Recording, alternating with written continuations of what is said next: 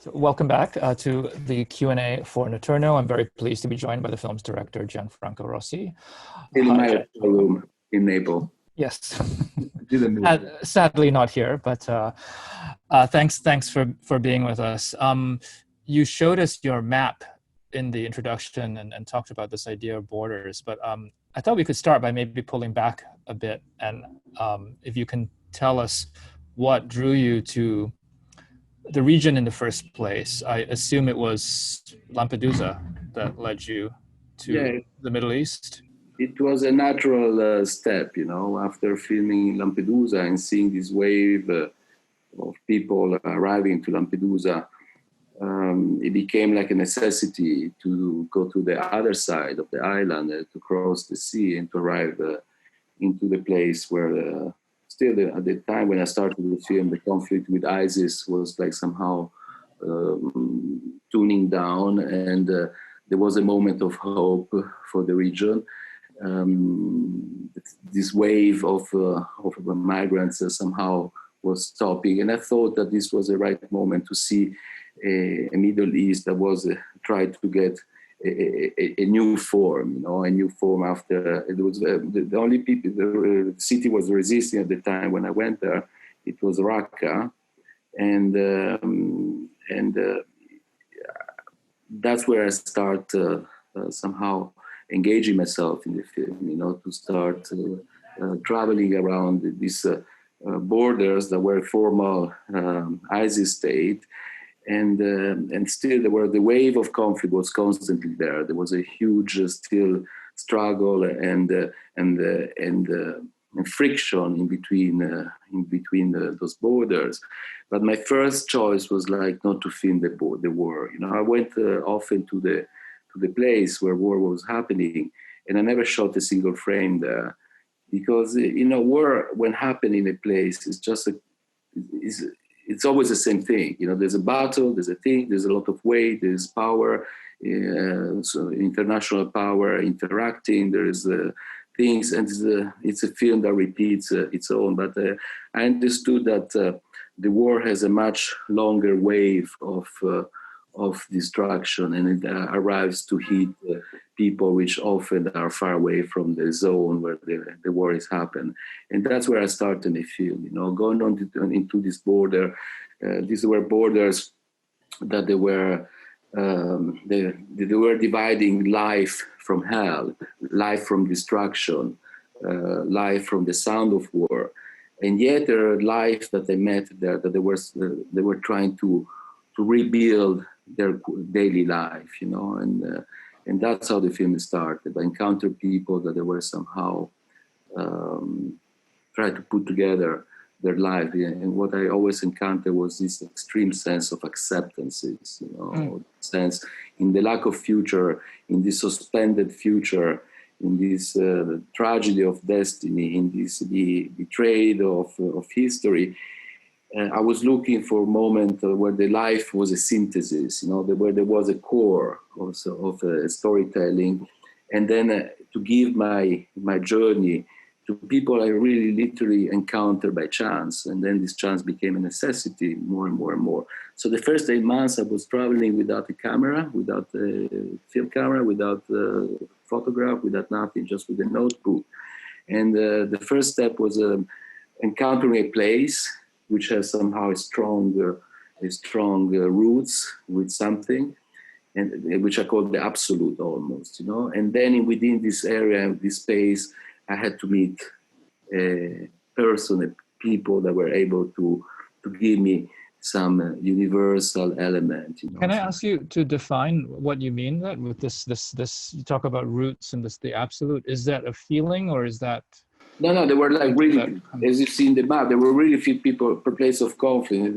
This area is where 3 million people died. These areas were like the Yazidi women, 6,000 women, they were taken away from their own home. Right. looking for sites this was a place where still there was a conflict with the thing. This was Raqqa, the capital of ISIS. This is the extreme place of Lebanon where still ISIS influence was still there. And this is the poorest city in the Middle East. So I looked of all these places where somehow there was an influence from what ISIS created. You know, Baghdad, the hospital, the psychiatric hospital in Baghdad. But then, of course, the big challenge of this film: how do I put together all this story? You know, how this story from place to place, from different background, from different source of conflict. How I'm going to put this film together? I never thought when I was filming that this was going to be a mad. I said I'm going to think about this in the editing. But for me, it was important to encounter the story. You know, so the first I met the hunter. And the hunter brought me into the marshland. And then I met this kid, and I realized that this kid, to survive, has to become like a dog that brings the birds to the hunter. And then I find the story of the mother in this prison that was built by Saddam Hussein, where the Kurdish community was destroyed at the time. And then so all these places that I filmed in a way. So how I'm going to put this together? I never thought when I was filming that.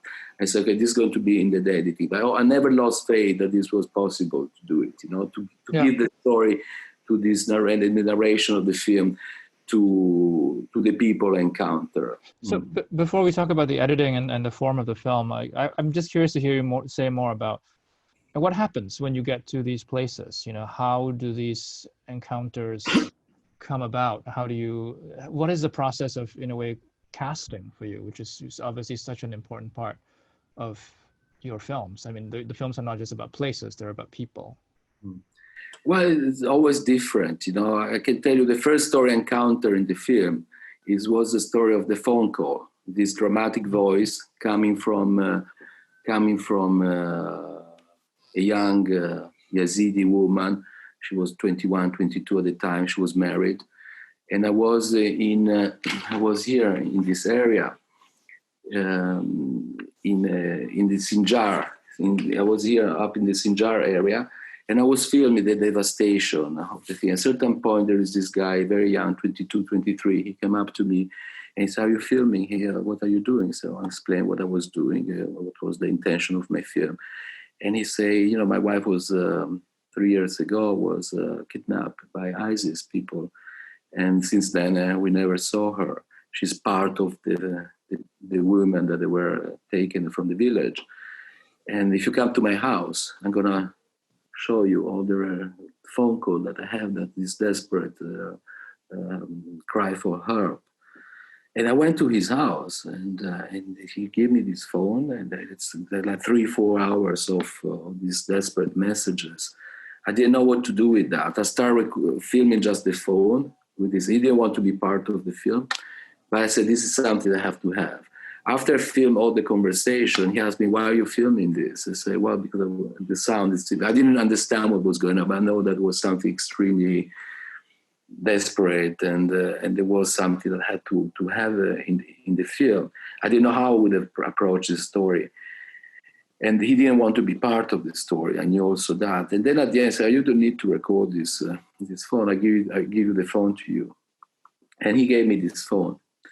And I kept this phone for 3 years, basically. This sound recorder was always in my ear constantly, the sound of desperation coming from this young girl, a young woman.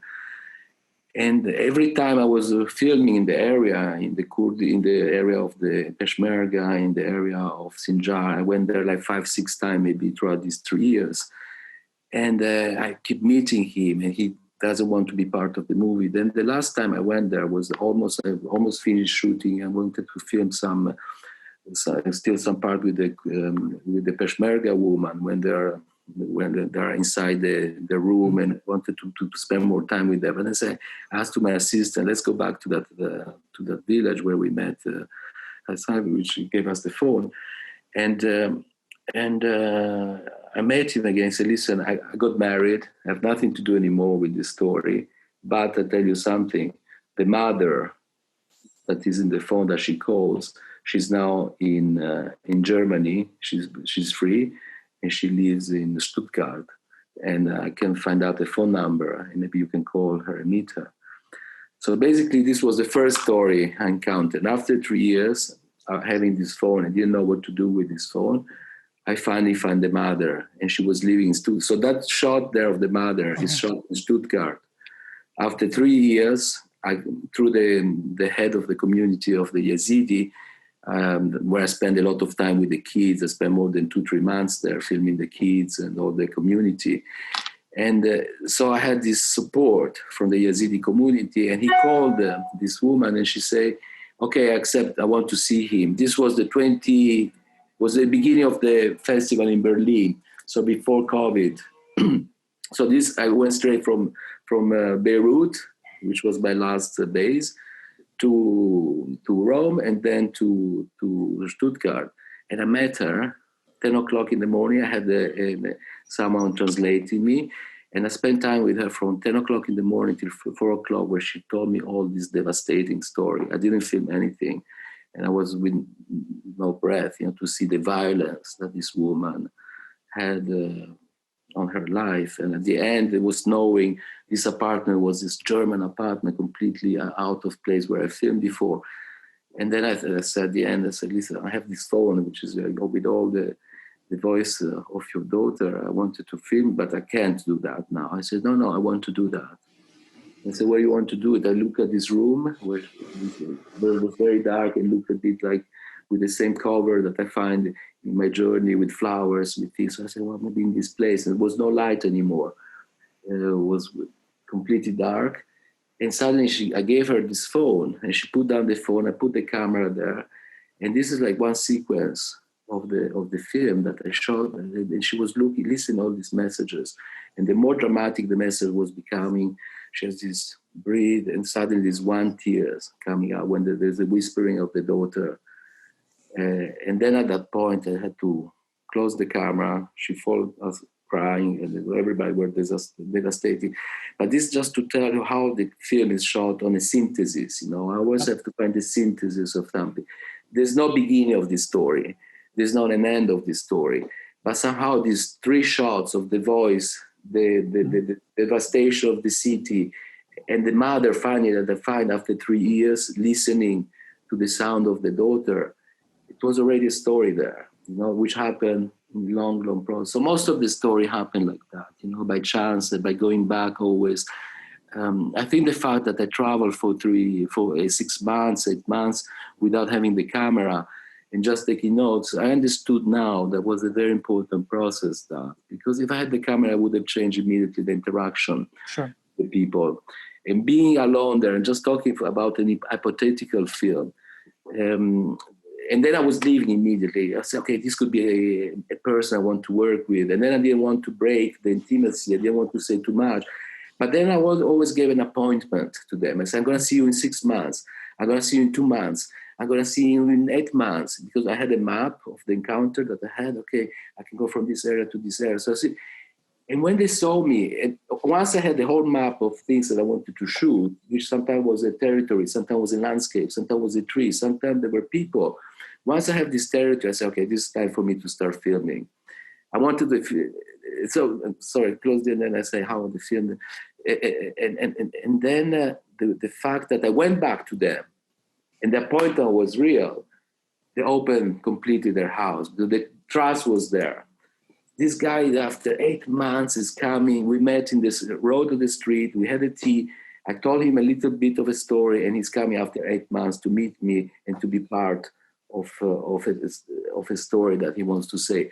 So that moment was like if we knew each other forever. I always felt it's incredible opening up and be there. And of course, things change dramatically once I take out the camera, because as we discussed other times, I don't believe I'm invisible because I have a very big camera. This time I shot with an Arriflex, big sound things, the tripod. And once you put the camera, things change no matter what, And when you transform things no matter what. The person that is in front, you change, they change. It is incredible, and something else comes. Once I put the the eyes in the viewfinder. There's a transformation things, and what happened in front of the camera. I always choose one frame. Until that frame has not a story, I don't go away from that frame. So most of the time, I miss things around me. It's about missing things. My work is about missing things. In 3 years, I probably missed thousands of stories, thousands of shots. But then when I gain that shot that is there and it's in my mind, and I have to wait for the right moment with this, waiting for the light, waiting for the thing, having a composition, using cinema to film something that is completely real, no? Using cinema but with the authority of a documentary or filming reality. And then there is a transformation. That point becomes incredible. It becomes something else constantly. And that's what I want to do always, using the tool, using the light, using the composition, using all the element of cinema, but with the authority of a documentary, always. Knowing that what you have inside in front of you is real, and knowing that no writer could write that and no actor could act that. For me, this is what makes me keep doing what I'm doing, because there's always an incredible sense of surprise. And what happens sometime before, it's enormously unique. It's like that moment is unique. And I could never write that, and I could never think about that. And boom, sometime it happens, it's in front of you. And that's become a combination for me always between the tools of cinema and the reality that is in front of you. Always waiting for the right moment when I film. I wait. It's about waiting. And when you go so close to people, you also realize that in the life of people, in all our life, there's a routine. And if you're close to them, you know exactly what's happening. You know how to anticipate certain moment. You know that today is going to be a hunting, or there's going to be something happening. You know already where your camera wants to be, and you just wait for that moment. Because also Ali, he had his own tree where he filmed. He has his own road where he goes. He keeps doing the same thing constantly. So once you spend time with so you know exactly after where you put the camera and where you can construct. Okay, today is a perfect light to put the camera down, because the film started on the darkness. In my mind was like I wanted to do Notturno. I wanted to make the film at night, because the night is hiding things. I was so shy to film Middle East, and I didn't feel I was ready to do that. So I said, this film has to be at night, because night helps you to hide certain things, to be more discreet. A piece of a branch of a tree could be a snake at night, and vice versa. A snake could be a branch of tree. So the night helped. Now, the more I was staying, the more I thought that the film could open up to the light, and then to the little light of the morning, the twilight, and then open up to the big light. And the big light, somehow I needed the help of the clouds, because I could never shoot with the bright sun. I always felt that the film had to be protected, and so that's why I was mostly filming in the winter. So also the cloud became part of the storytelling of my film, waiting for the clouds. Right. I don't like to put the camera, so for me, waiting for the clouds was like a good pretense of not to film, in a way. It was like, okay, I don't have to film today, it's like too much bright, so I can wait 2-3 days to film. Because I suffer a lot when I film, I don't enjoy filming. But can we talk more about that moment of filming? It sounds like you use very much the same process that you cultivated in your other work. You have this sort of exploratory phase where you're traveling without a camera, you're finding locations, meeting people, and then you go back and then you shoot. And then when you shoot, you're still very, very deliberate. You're waiting for moments, creating moments, instead of just taking a simply observational approach. But for a film like this, in these situations, even though you're not shooting war, you're shooting, the aftermath of war, you're on the edges of a conflict, you're in situations that seem to have an element of danger, where there's also probably all kinds of language barriers. Were you traveling alone? Did you have an assistant? How easily adaptable is it? This film happened because in every country I had an incredible film producer, an executive producer from in Syria, in Iraq, in Kurdistan, in Lebanon. And this for me was my my precious element. I had people really I could trust, and knew how to move. And then in every place I had an assistant, a local assistant, and we were always two people, maximum three. Only in Kurdistan we were three people, and but most of the place we were two with one assistant, which was more than an assistant. It was my person I trust, the person I share, the person we sleep in the same place, we fear in the same place. I had to trust when he said, Gianfranco, stop, this is no good, let's go. Or the day we come back, this is not the right moment. Because sometimes when I film, I don't realize what is around me. And danger was always there. To move from one area to another area sometimes was like 20 hours, 15 hours of travel by car. And in this traveling, there were like checkpoint, and still there could be a checkpoint of ISIS. You are with militia, and then the militia brings you another place, and these two militia are fighting. And you have to trust someone that say, okay, we leave you to the other militia, and you're okay there. So it was always trusting. So every shot is in the film, is how I conquer, although you don't see that in the movie. But the permits, location, be there was an extreme difficult job. To shoot in the psychiatric hospital was 6 months of waiting for the right permit to be able to be there. Every area, every checkpoint, you have to justify why we were there. So it was extremely complicated, the film. That's why it took so long also to do the film, waiting sometimes for a permit just to make one shot, waiting for the light just to make one shot, waiting to encounter someone, waiting to have something really interesting to film.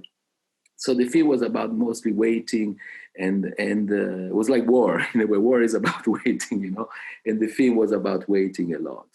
It was about encountering, waiting for the counter, waiting for the light. It was about a suspension, and I felt so close. When I'm filming, also there's the same feeling of waiting, of suspension.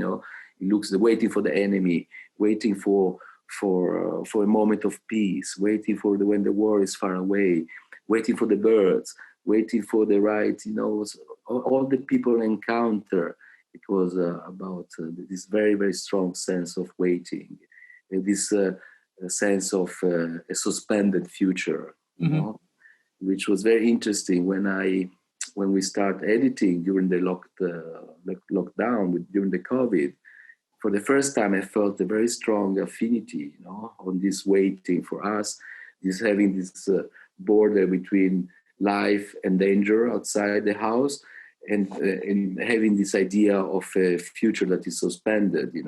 Now our future, it is suspended, and we're experiencing this for a very brief period of time, and still we have our houses, we eat, we are able to somehow more or less to have a life that is acceptable in this moment of danger. But imagine Ali was always born in that situation, and so this condition that we're experiencing in a short time often is a condition of the only knowledge they have of life in certain territory there, because it's a kid of war.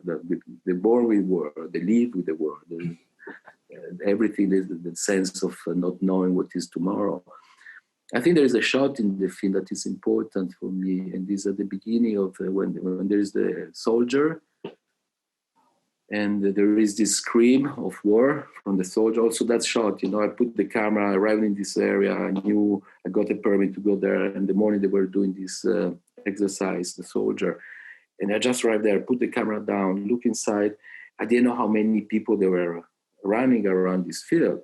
And when I'm there, people are close to the camera, and there is a strong interaction with the camera, and they do this very strong, and then they fade away. And then I was hating that moment. Why they're doing this, but because there's a sense of protagonism there. But then I use this shot as a metaphor of the film, because when these warriors are leaving, then you feel like, there's peace now. Nothing is happening, and then boom, again something else is happening. Again, an explosion of war, and that's somehow it's a bit the metaphor of the whole film. There's a moment of danger, and then there's a moment of peace, and then there's a moment where the war is far away. You don't know what it is, and that was a constant condition that I lived when I was there during these 3 years. This sense of danger always being there. I wanted to ask about one other aspect of the film, which I think maybe ties to how you described what you were trying to get from these people and these places. This insistence on cinematic composition, you know, on carefully framing and light and these images, waiting for the right light, all that. But also, you don't provide a ton of information other than there's some text at the beginning of the film that explains where you are, but you know, we don't get the kind of specific context that one might expect a film like this to provide. We don't know the backstories of the various characters as well. And I think this actually encourages the viewer to watch and experience a film in a different way. But I'm curious about your thought process of why. I know that these are usually not things you put in your films, but in this case, you're dealing with a very complicated part of the world, a very complicated history that remains quite volatile and changing all the time. So the decision to remove information or withhold a lot of information is interesting. Yeah, I always feel that my works, somehow all the work I did, you know, from the past, they start where the breaking news stop, you know, where the reportage stop, where the big title stop. Because I experienced so much, you know, that there is a big title. And sometimes also after this big title, I go to the area and then I say, okay, what's going on here? Not too much to film. Oh, yes, there is, but it's not here the problem. The problem is there. It's like, you know, when you edit, there's a problem here, and the problem is never where you encounter the problem. The problem is like before. So somehow I always have to find another angle, you know, because when there's a big, you know, when I went to Syria after the first invasion from Turkish, and I went like from the back because I didn't want to pass from Syria officially, because my film would be impossible to do. So I went like from like a clandestine there to film this. And when I was there at the border, I couldn't see anything basically, because with all the strategy was between big power, American, Russian, Syrian, everything was very settled, and there was nothing you could film there. And then the story was someone else, always. So somehow the film, it starts where the big news, you know, the explosion of a big title, because unfortunately we live in an area where there's so much information, so much consuming of information, that then we forget about that. So that's where I want to start the film always, to see what happened after we forget the big title, you know, who is still there that is running their own life, you know, and on this border. That's what I wanted. So the film was always about subtraction of information. You know, the big challenge for me, this film probably pushed it even more. Less information. We are living in a world where you can find information, you Google, boom, you have all information about anything. And most of the time, this information are contradictory, because after 3 years, I know much less than before I left, because at least I think before I knew something. Now it's impossible to understand for me the politics, the extreme complication, the stratification of politics, why the war between the Shia and the Sunni thing. The more you try to understand, it would be impossible to make a film that is not ideological, following this information, you know. So I prefer to give my film to the daily life of people, to the human dimension. And then I'm sure that if you watch the film, the way I follow this journey, without asking too many questions and without wanting to give too many answers, at the end, there is a moment, if you sit down and watch the film without being like, okay, where I am, but without asking too many, I want the people to watch before feeling and before judging or before thinking. And then I'm sure if you make this journey, like for me, these 3 years, at the end, you get so many answers, which is worth thousands of questions or thousands of words, you know, or thousands of interviews. Because I believe that, you know, it was very difficult to give. I never use close-up in my film, very rarely. In this film, I did a few times. And with Ali is a person who never talks. I didn't have the language. He's a very shy guy. He's a very introverted guy. And I was taken by his eyes, by his interior world. When I look at him, without even filming, every time his eyes, they were taking me so far away, you know? And so carefully, sometimes I try to capture that moment with the camera. It's the only time I use the 85 lens, you know, to capture And for me, his face, his moment of introversion life is worth it. Hundreds of conversations, hundreds of asking questions. And I decided at the end of the film to put this 30 seconds of close-up of him, because I believe that in 30 seconds we have all the answer we want to have. And each person will have a different answer, but there is an answer there. In the face of the psychiatric, of the people, of the patient in the psychiatric hospital, this close-up at the end after this performance, which is incredible, the way I met and encountered that. In that phase, there is thousands of answers there, more than the text. So for me, what I read in that moment when I was filming him there, and I felt like it's hard to put your close-up, your lens inside of someone that is waiting, we know for what, dramatic choice of life and the duty of life. You get to feed the family, and he goes there. How you say in English, the Canada reporter, to take the birds and bring it to the hunter. How do you call that? He goes to take the bird. Like usually his dog do that, unfortunately. How do you call it? Yeah. And so to put the camera there, but at the end I had to choose, like, this phase for us was giving so many answers. It is about the sense of suspended future there. We don't know what's going to happen to him. We don't know anything. But that moment, I think we get all the answer we're looking for just by this 30 seconds. Like the mother also, when there's this one tear, you get the answer by the mother at the beginning when she's against the wall there, or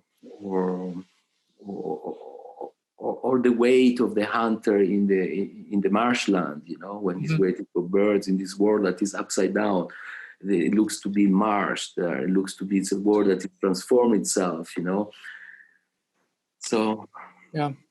I think I have time for only one more question, but I will also mention now that Gianfranco is joining us for a live talk during the festival, where we'll cover this film and his other work as well. And since it's live, audiences will be able to participate. Live, there's an audience there, fantastic. Yes, well, yeah, they'll be able to submit questions. So I'll save some of my questions for that, but I want to just come back and ask you a sort of follow-up question. You were saying earlier how, just the process of shaping this film, of how you would put a film like this together, given I feel like you have used this form before in some of your other films, of having this sort of polyphonic form with like many different characters and different voices. But here, I think just because of the terrain that you're so spread out and language is different. Language too, yeah. So I'm wondering. Some moment of the film is Yazidi, some moment is but also different dialect of Arabs. Like it's a constant different language that it comes out in the conversation with the mother at the phone. Yeah. She 3 times she talks to Kurdish, she talks Yazidi, and she talks Arabic. It's a pity we cannot get this nuance in the subtitle, but it's extremely strong, that moment there. But sorry, the question. The question was just about how the process of editing and like finding the shape of the film. How much of it is, because it's not really about narrative progression necessarily so much as maybe more about like the rhythm and the mood of certain moments. And I'm wondering if the map was the map useful at all? Was that something you looked at as you put the film together? In an absurd way, when we were editing, we were never thinking about the places. Yeah. But somehow all the places in the editing end up having his own core and his own unity. So when there was bringing the silence, I use the metaphor of notes, right? Mm-hmm. When you edit, there's a note, which is a moment, but this moment has to belong to another moment. And if these 2 choices are wrong, they don't make sense. It's like 2 notes. And then in between there is silence, so you have to cover that space in between the 2 notes. But these notes has to belong to another note, and the other note has to belong to another note. So you have to transfer this emotion from one person, from one location to another piece, and try to find this way. It's never rational, this. But at the end, we saw that when things were working, it's because the shot that I put in between was belonging there. that location was belonging to the scene. So at the end, everything it took its own form, every shot was somehow part also of a geographical position. I never put an outside shot in a lead that didn't belong to him. Somehow it was always there because maybe of the light or because maybe of the unity that is there. But when I edit, for me, again, when I shoot, it's about missing things. When I editing also, it's about finding the right moment that if you push the story, from every story, I think I could have a 1 hour film for every character, So I have to find the moment that is a core, that is a synthesis on every single story.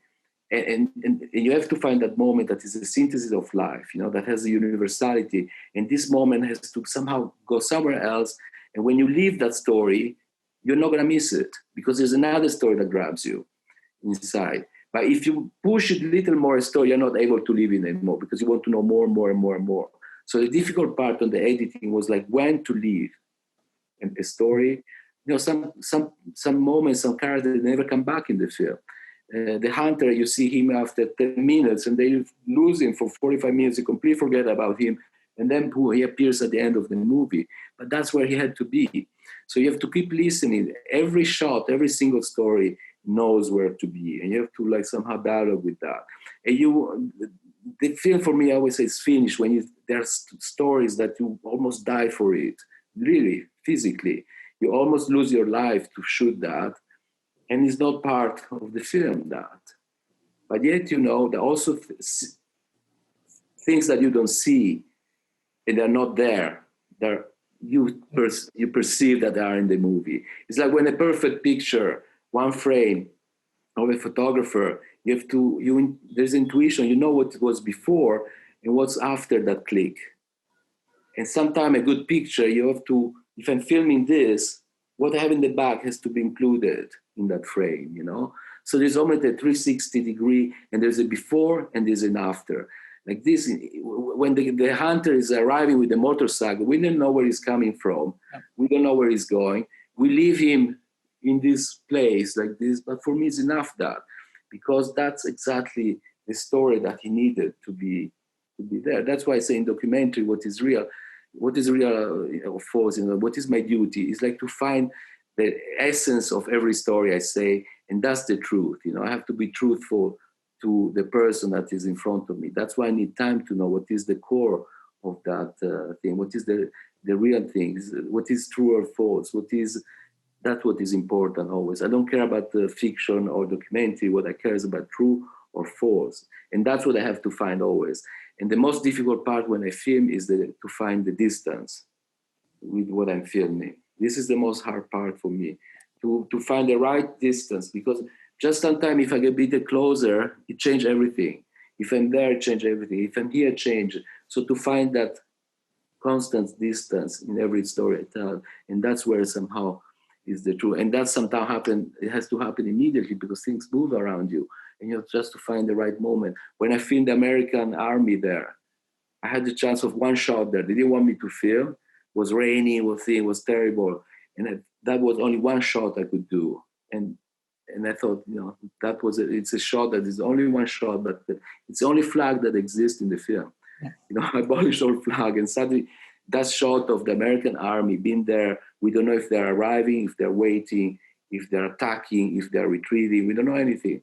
But that shot for me is so much, because you can anticipate what was before and what was after that, and that's part of taking always this distance, which is for me is the biggest challenge when I film, to find that element, the right distance, the right distance. Yeah. From me and the subject, and of course be always aware that when there's a camera there's a separation and there's a transformation always. So these are the three elements that is important for me: transformation, subtraction from information, and structure when I edit. We took 6 months to edit this film, and it took struggle. Sometimes I didn't know, the kids, the room of the kids, which is somehow the room of history in that place, is the room of pain, is almost the Norimberga of the story of the film. Is that this moment of confession, it was so difficult to film the kids, telling this incredible thing. And this story was going out, in and out in the film. Is it right to put the story? And then I felt like, yes, if I don't do that, I will betray that thing. Because, I mean, this is the only voice of the tragedy that happened to the Yazidi people, to these kids. There's no witness in this. Through this drawing, it's the only witness that we have. And that in the editing was so, I would say that almost the whole editing of the film was to give life to that little room and that little moment. So the film somehow moved to that moment, and after the moment there's a resolution in the film, and the film changed completely pattern. So it was never really, we did a fantastic job with Jacopo, the editor, with Fabrizio, which was the other editor of the film. We were 3 people constantly working for 6 months. And what is disappointing is like when the film is there, you finally say, boom, we found it. So, well, we didn't do that 6 months ago. It was so simple, everything was there. It's like the rubric. You have to find the right combination for everything. So that's so simple, but everything is there. But if you don't know the right combination, it takes forever to do it. So it took 6 months to edit this film. And then always you have to bring yourself to the present tense. You have to forget about your experience. You have to forget about how you shoot that, how painful it was, how long it took. And so I shoot 80 hours of film, and the film is only 100 minutes. But do I miss the rest of the footage? No. But yet I'm sure that even what is not there, you perceive that is there, somehow. Yeah. I think we do have to end it there, but we'll save more for our live conversation. But Gianfranco, thank you so much for joining us. Thank you for the film. Really part of the festival. Thank you. Lots of love to all of you. I miss not to be there.